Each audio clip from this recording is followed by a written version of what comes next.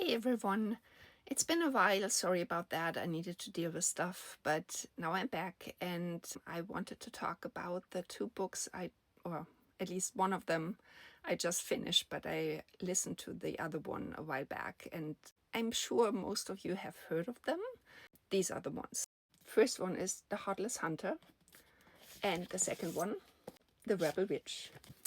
They are by Kristen Cirardelli. My Italian is really bad. So I listen to them on audio because I have issues reading at the moment or concentrating for a long time, but audiobooks are great for that.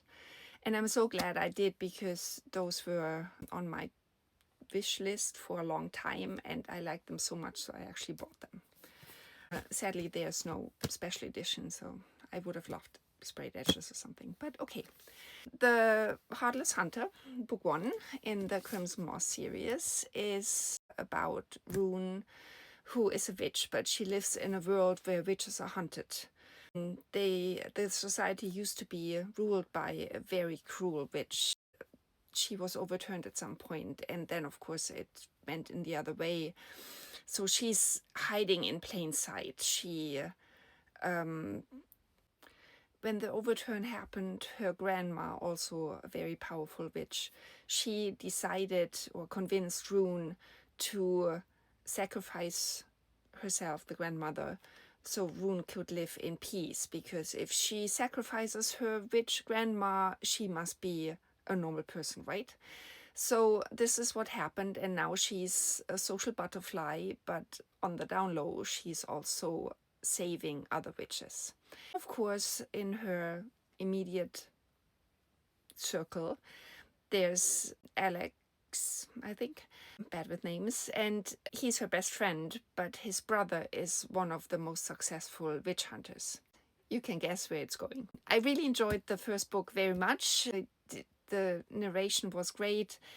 I liked how the story was going. Obviously, there's some romance, but not too much, and the relationship between her witch self, the Crimson Moss, and Rune, the social butterfly, and the people around her were really great. And everything we learn about that cruel witch that used to rule the world is really interesting. So I was hopeful for part two.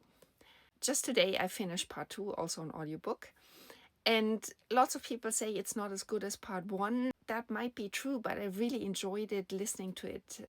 I liked how the story developed. Yes, there was a bit much going back and forth between Rune and her love interest, the witch hunter, but it was still relatable in a sense, because obviously both are in a very desperate situation. They can't help their feelings. So this gives lots of room for lots of complication. I'm just glad I finished those two. At some point I might actually read them again, because when you listen to a book, at least and I do something else, I tend to not listen quite as much as I am supposed to be involved in the story. Reading is something different, but right now that's not possible. I'm glad I have been part of that story now. It will live with me for quite some time because I enjoyed it so much. So let me know what you think, and until next time in my book nook.